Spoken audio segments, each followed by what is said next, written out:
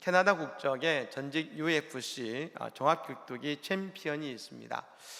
이 챔피언의 이름이 조르주 생 피에르라고 합니다. 여러분, 이 선수는 근데 어느 날 길을 가는데 웬 누추한 사람이 다가오더니 구걸을 합니다. 한 푼 달라고 손을 버리는 것이죠.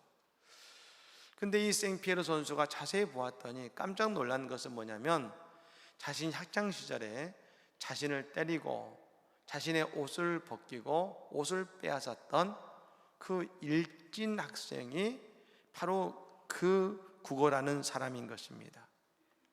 그래서 물어본 것이죠. 너 왜 이렇게 사느냐?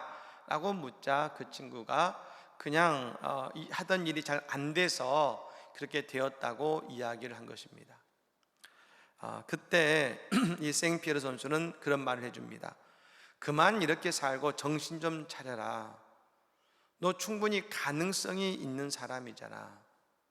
나 어렸을 때 너처럼 되는 게 소원이었어. 키도 크고 너 잘생겼잖아 하면서 그 말과 함께 가지고 있는 수중의 돈을 다 주고 헤어진 것입니다. 그 일이 있는 한참 후에 그 아버지와 함께 이 생피에르 선수가 식사를 하고 있는데, 그 아버지가 말씀하시기를 얼마 전에 그 친구가 그 집에 찾아왔었다는 겁니다.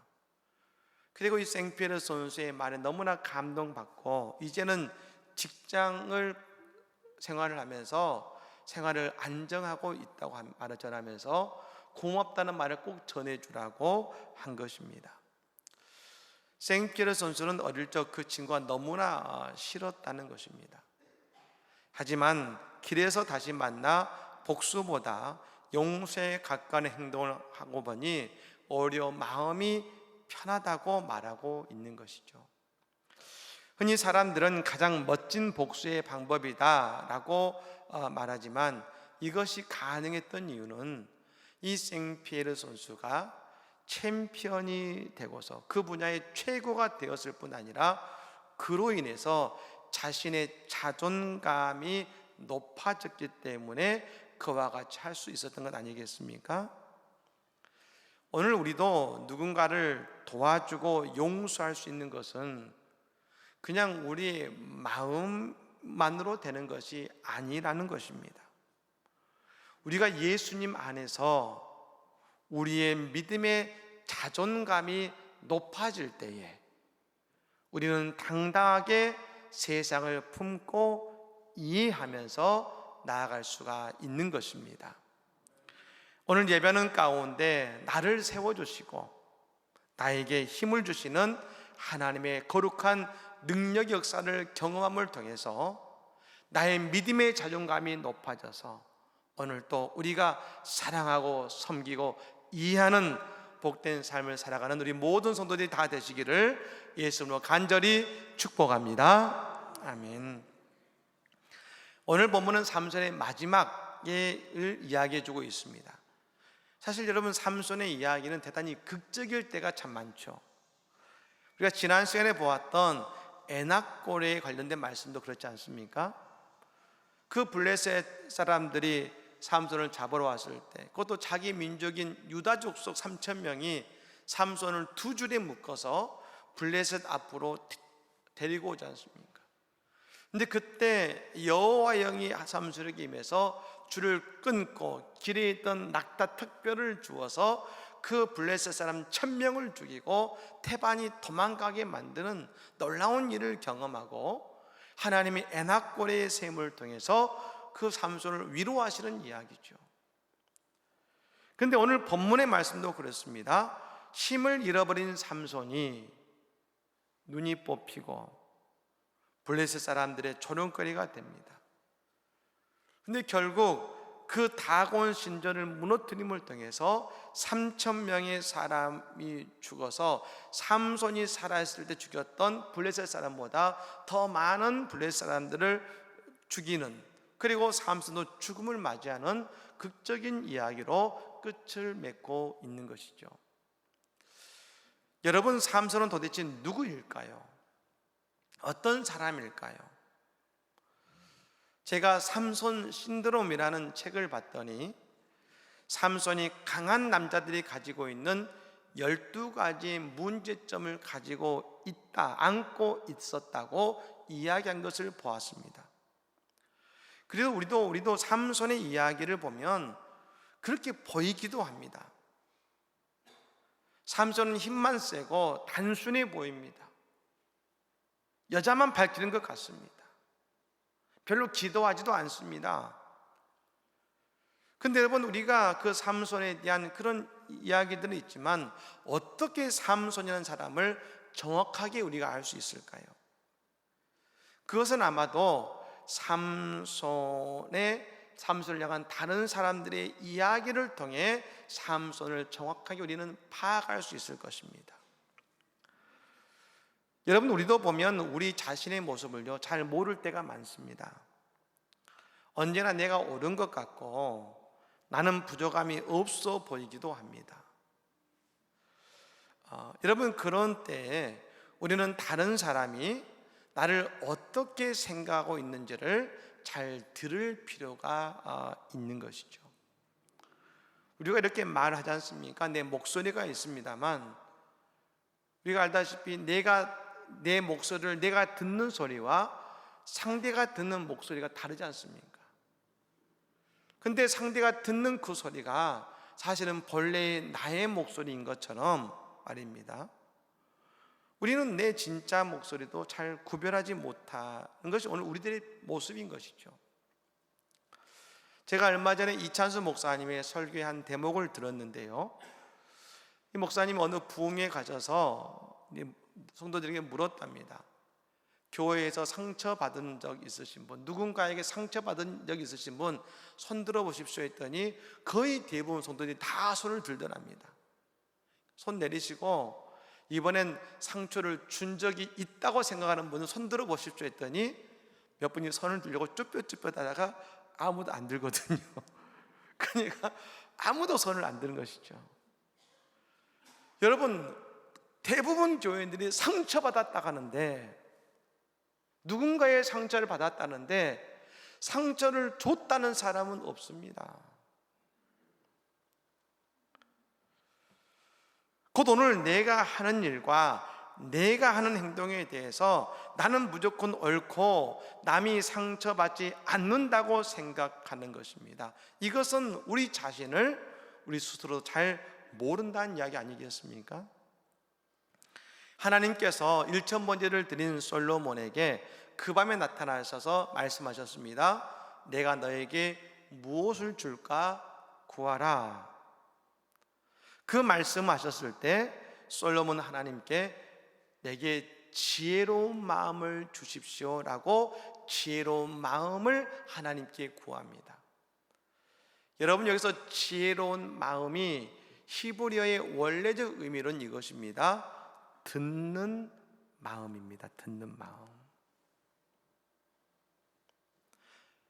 듣는 마음은 다른 사람이 나에게 하는 말을 듣는 마음, 그것이 지혜로운 마음이라는 것입니다. 우리가 보기에 삼손은 그냥 여자나 밝히고 오늘 말씀에서도 또 여자에게 속임당하는 그런 어리석은 사람처럼 보여집니다만, 여러분, 그렇다면 블레셋 사람들이 보는 삼손은 어떤 사람일까? 그들이 판단하는 삼손은 어떤 사람인가? 오늘 보면 24절의 말씀에 이렇게 삼손을 이야기하고 있습니다. 우리 같이 읽어볼까요? 읽습니다. 백성들도 삼손을 보았으므로 이르되 우리의 땅을 망쳐놓고 우리의 많은 사람을 죽인 원수를 우리의 신이 우리 손에 넘겨주었다 하고 자기들의 신을 찬양하며 아멘.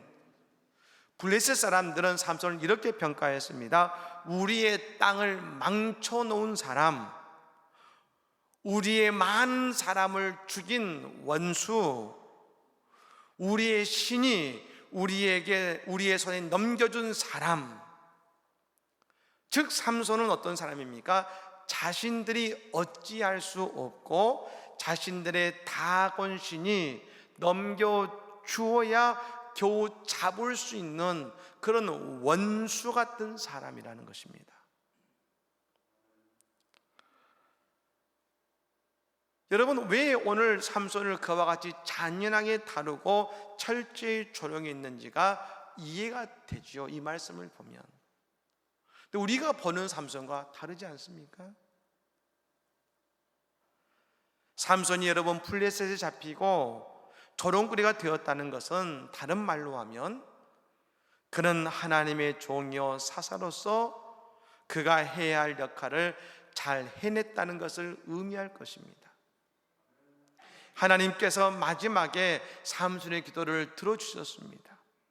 그 이유는 삼손이 부족한 면이 많습니다. 분명히 있습니다. 하지만 하나님의 사람으로서의 역할을 잘 감당해냈기 때문에 마지막까지 하나님은 삼손의 기도를 들어주신 것입니다. 여러분, 하나님이 오늘 우리를 어떻게 보고 계실까요? 세상은 나를 어떻게 보고 있을까요? 세상은 나를 실수투성이요 부족한 존재라고 보고 있을지도 모릅니다.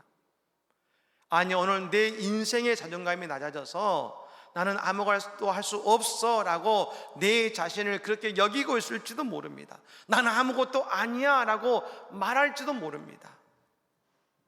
하지만 하나님께서 오늘 나를 인정하시면 나의 부족함이 변해서 하나님이 기뻐하시는 복된 은혜의 삶을 우리는 살아가게 된다는 것입니다.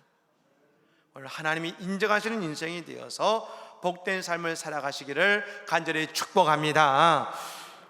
여러분, 저는 그러므로 특히 오늘 하나님께서 이 삼손을 통해 보여주신 소중한 하나님의 사랑의 모습을 저는 이 삼손의 마지막의 모습 속에서 나누고 싶습니다. 두 가지인데요, 첫 번째는 이것입니다. 하나님께서는 삼손의 부족함도 품어주시는 하나님이셨다는 것입니다. 삼손은 나면서부터 나시린이었습니다. 나시린이라는 말은 우리말로 하면 바쳐진 자, 헌신된 자라는 뜻을 갖고 있습니다. 근데 여러분, 이 나시린은 세 가지 의무를 행해야 됐습니다. 첫 번째는 뭐냐면 포도주와 독주를 마시면 안 되고 심지어 포도밭도 가지 말라고 성경은 이야기합니다. 두 번째는 머리카락을 자르지 말고, 세 번째는 그 죽은 시체, 동물이든 사람이든 죽은 시체를 만지면 안 되는 것이었습니다.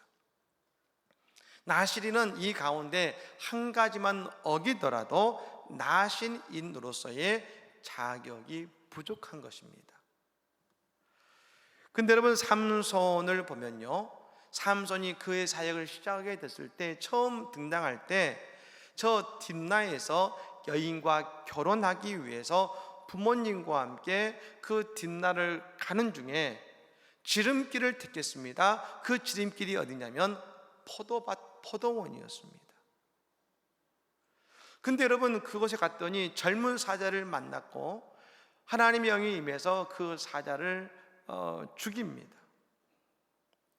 여러분, 왜 사자를 만나게 되었을까요? 그가 포도원에 갔기 때문입니다. 결국 하나님의 영에 의해서 사자를 이겼지만 나중에 삼손은요, 또다시 뒷날을 갈 때 그 포도밭을 가로지릅니다. 근데 여러분, 거기서 무엇을 다시 보냐면 죽은 사자의 시체 속에 꿀벌이 집을 짓고 있는 것을 보고서 그 벌꿀을 먹는 것이죠. 삼손은 이제 막 사역을 시작했습니다. 그런데 시작하자마자 삼손은 벌써 두 가지의 나신의 덕목을 어겼습니다. 하지만 하나님은 삼손을 책망하지 않으셨습니다. 여전히 하나님께서는 그와 함께 하셨고 그의 힘이 되어 주셨습니다. 하나님께서는 그 한 가지, 머리에 삭도를 대지 않는 그 한 가지 모습이라도 소중히 여기시고 그를 여전히 붙드셨다는 것입니다. 여러분, 우리 하나님은 우리를 심판하고자 하시는 하나님이 아닙니다. 우리를 구원하시고 우리를 사랑하고자 하시는 하나님이신 것입니다. 하나님은 우리의 9가지의 잘못된 점에 마음을 두시는 분이 아니라 한 가지 하나님을 따르고 순종하는 그 한 가지의 모습을 귀하게 여기시는 분이 하나님이신 것입니다. 저는 야곱을 볼 때, 아니 하나님이 왜 야곱을 축복하실까 이해되지 않을 때가 많았습니다. 형을 속이고 아버지를 속이고 외삼촌을 속이고, 야곱의 인생을 보면 속고 속이는 인생입니다. 저 베델에서 여러 번 하나님을 만났습니다만 그가 도망치다가 베델에서 무릎 꿇고 하나님 살려주십시오 하나님께 기도하지 않았습니다. 베델에 도착하자마자 그는 엎드려 잠잤습니다. 오히려 하나님이 베델에서 저 야곱을 찾아오셨습니다. 만나주셨습니다. 근데 여러분, 하나님은 오직 한 가지, 야곱이 하나님의 축복의 가치를 알고 하나님의 축복을 사모하는 그 마음을 가진, 그 마음 한 가지를 통해 그의 인생에 하나님의 복을 주시고 하나님이 그 인생을 축복해 주신 것입니다. 하나님께서 지금도 우리를 축복하시고 은혜 주시기 위한 그 한 가지를 찾고 계신다는 것입니다. 예수님이 공생애를 지내실 때 수많은 병든 자를 고쳐주셨습니다. 근데 여러분, 성경에 보면 그들이 아프다는 말만 나와 있습니다. 병자라고만 하지 그들이 죄인인지 그들이 의인인지, 그들이 하나님을 잘 섬겼는지 그들이 하나님께 불순종한 삶을 살았는지는 말하지 않습니다. 예수님은 오직 한 가지, 예수님 앞으로 나온 자라고만 말씀하고 있습니다. 즉 예수님은 오직 한 가지만 보신 겁니다. 예수님 앞으로 나오는 믿음. 그가 어떤 삶을 살았고 어떤 죄를 지었고가 아니라 예수님 앞으로 나오는 믿음, 오직 한 가지만 보시고 예수님은 그 모든 환자들을 치유하신 것을 믿으시기를 바랍니다. 오늘 우리에게 여러분, 이 자리가 복된 자리인 것은 우리가 지금 어떤 모습으로 한 주를 살아왔든지, 어떤 인생을 살아왔든지 오늘 예수님을 바라보고 주님의 전에 나온 이 한 가지 모습을 하나님은 소중히 여기고 계시고, 오늘 우리의 이 모습 때문에 우리에게 크신 사랑과 소망으로 함께 가신다는 것입니다. 여러분, 오늘 이 하나님의 사랑의 마음을 깨닫고 믿는 아침이 되기를 간절히 축복합니다. 여러분, 두 번째로 하나님께서는 부르짖으며 나오는 자의 기도를 응답해 주신다는 것입니다. 삼손이 사랑했던 여인이 있습니다. 들릴라라는 여인입니다. 여러분, 사실 이 들릴라라는 이름은요, 히브리어입니다. 여러분, 이 여인이 아마도 처음에는 삼손을 사랑했을 거라 생각합니다. 그런데 어느 날 이 들릴라에게 저 블레셋의 방백들, 다시 말하면 블레셋을 지도하는 그 장로들이 엄청난 돈을 가지고 와서 그에게 제안했습니다. 뭐라 했냐면, 블레셋의 5부족이 은 1,100개씩을 모아서 너에게 줄 테니 삼손의 약점을 알아내라고 부탁한 것입니다. 여러분, 이 은을 모으면 5,500개인데요 이게 오늘의 가치로 따지면 한 사람의 1년 연봉의 100배라 그럽니다. 그러니까 연봉이 한 5천만 원이다 그러면 그 100배이기 때문에 50억이 되는 돈이죠. 그래서 여러분 그 엄청난 돈 앞에 사랑을 배신하게 됩니다. 그래서 결국 들릴라가 삼손의 약점이 머리카락임을 알고 그 머리카락을 다 잘라버리게 된 것입니다. 그러자 성경은 이렇게 말합니다. 20절 말씀이죠. 들릴라가 이르되 삼손이여 블레셋 사람이 당신에게 들이닥쳤느니라 하니 삼손이 잠을 깨며 이르기를 내가 전과 같이 나가서 몸을 떨치리라 하였으나 여호와께서 이미 자기를 떠나신 줄을 깨닫지 못하였더라. 여호와께서 이미 자기를 떠나신 줄을 깨닫지 못하였더라. 삼손의 힘은 머리카락이 아님을 여기서 분명히 보여줍니다. 여호와께서 그와 함께 하셨기 때문에 그는 강한 힘이 있었습니다. 그 머리카락의 잘림으로 그는 나아신 일의 모든 조건이 여러분 사라졌고 여호와께서 그에게서 떠나가신 것입니다. 그러자 아무런 힘도 없게 된 것입니다. 그리고 갇혀버렸습니다. 눈이 보이지 않게 되고 줄에 묶여 있습니다. 아무것도 알 수 없게 된 것입니다. 여러분, 우리는 코로나 팬데믹을 통해서 이런 시간을 경험했지 않습니까? 아무것도 알 수 없는 시간, 예배하고 싶어도 예배할 수 없었던 시간, 코로나에 걸려서 그 방 안에 갇혀 있어야 했던 시간. 아니, 오늘 우리 가운데는 우리의 삶의 저주와 형편 속에 정말로 아무것도 할 수 없는, 모든 것이 묶여버려서 아무것도 할 수 없는 그런 분도 계시지 않습니까? 그때 우리의 생각은 무엇일까요? 대체로 두 가지일 겁니다. 과거를 생각하지요. 내가 과거에 이렇게 잘 나갔는데.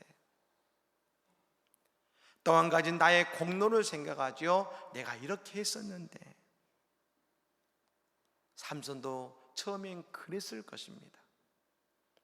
사사기 16장 1절부터 3절까지에 보면 삼손이 가사에 간 이야기가 나옵니다. 특히 1절의 말씀에 이런 말씀이 나오는데요. 삼손이 가사에 가서 거기서 한 기생을 보고 그에게로 들어갔더니 했습니다. 우리는 이 구절을 보면 어디에 마음을 두냐면 삼손이 한 기생을 보고 그에게로 들어갔더니란 것에 우리의 마음을 두지만 우리가 놓치는 중요한 것이 있습니다. 가사에 가서죠. 여러분, 가사는 지금의 이스라엘의 가나 지역입니다만 여러분, 이곳은 어떤 곳이냐면 유대 땅에서 블레셋 땅 가운데 가장 먼 곳입니다. 만일 삼손이 여인을 만나고자 했다면 그렇게 멀리까지 갈 필요가 있었을까요? 삼손은 그 먼 곳까지 그냥 간 것이 아닙니다. 블레셋 사람들을 혼란케 하고 그들을 조롱하기 위해 그곳까지 간 것입니다.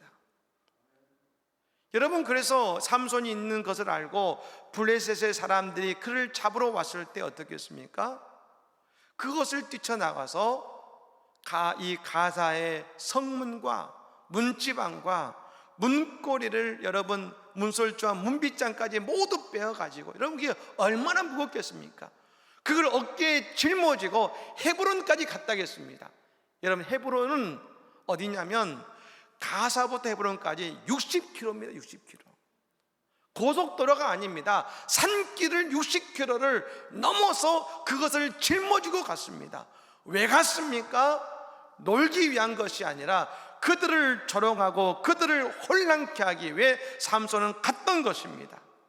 즉 가사까지 간 것은 하나님을 위해 간 것이었습니다.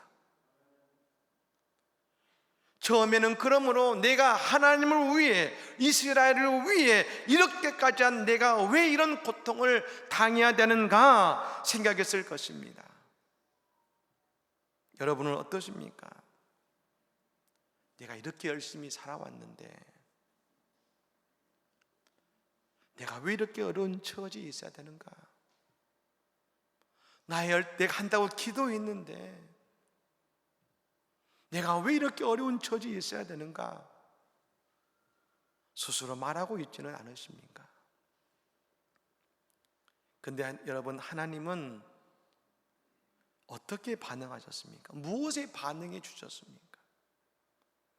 삼손이 한탄하며 원망할 때 하나님은 반응하지 않으셨습니다. 하나님은 28절에 반응하셨습니다. 우리 같이 한번 읽어볼까요? 28절입니다. 삼손이 여호와께 부르짖어 이르되 주 여호와여 구하옵나니 나를 생각하옵소서. 하나님이여 구하옵나니 이번만 나를 강하게 하사 나의 두 눈을 뺀 블레셋 사람에게 원수를 단번에 갖게 하옵소서 하고 아멘. 따라해 볼까요? 삼손이 여호와께 부르짖어 이르되 주 여호와여 구하옵나니 나를 생각하옵소서. 할렐루야. 삼손이 하나님께 부르짖을 때, 내가 하나님께 부르짖을 때 하나님께서 삼손의 기도와 오늘 우리의 기도를 응답하실 줄로 믿습니다.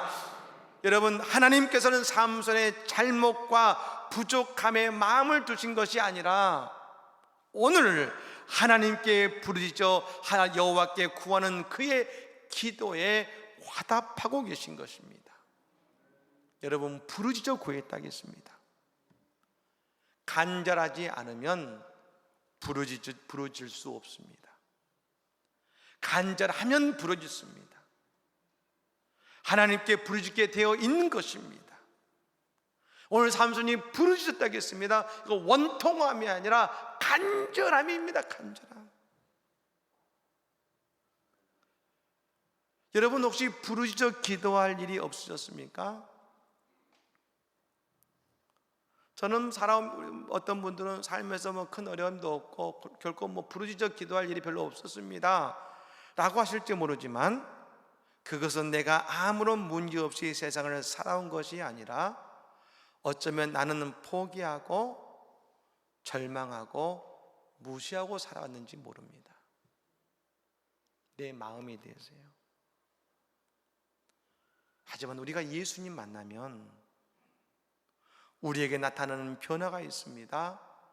부르짖어 기도하게 되고 주 여호와께 구하게 됩니다. 제가 재밌게 보는 TV 프로그램이 있습니다. 자주 보는데요, 금쪽 같은 내 새끼라고 하는 프로그램입니다.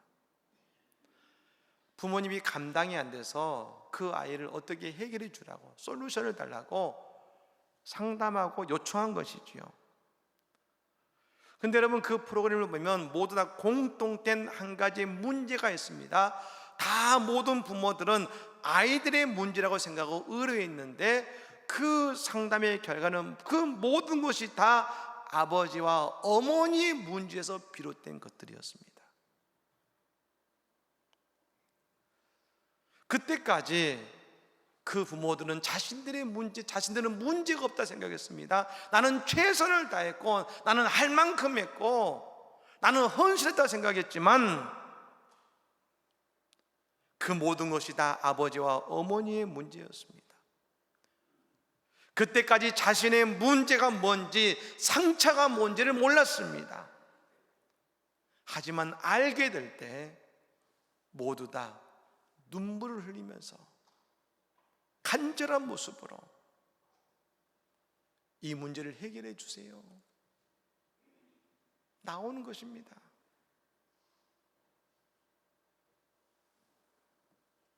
우리가 부르짖지 못하는 것은 오늘 내 인생의 진정한 문제를 내가 보고 있지 못하고 깨닫지 못하기 때문인데, 예수님 앞에 나올 때 우리는 진정 내 인생의 상처와 아픔을 보게 되고 문제를 보게 되고 예수님께 간절히 부르짖어 기도하게 되는 것입니다. 삼손의 부르짖음이 우리에게 있어야 됩니다. 하나님께 구하는 나의 기도가 있어야 됩니다. 그때 하나님께서 우리의 기도를 응답하실 뿐 아니라 내가 눈이 멀어서, 내가 밧줄에 묶여서, 내가 감옥에 갇혀서, 나는 어렵고 나는 안 됩니다라고 하는 우리 현실을 하나님이 돌파하게 하실 뿐 아니라 이전보다 더욱 놀랍게 우리의 인생에 은혜와 축복의 열매를 거두게 하실 것입니다.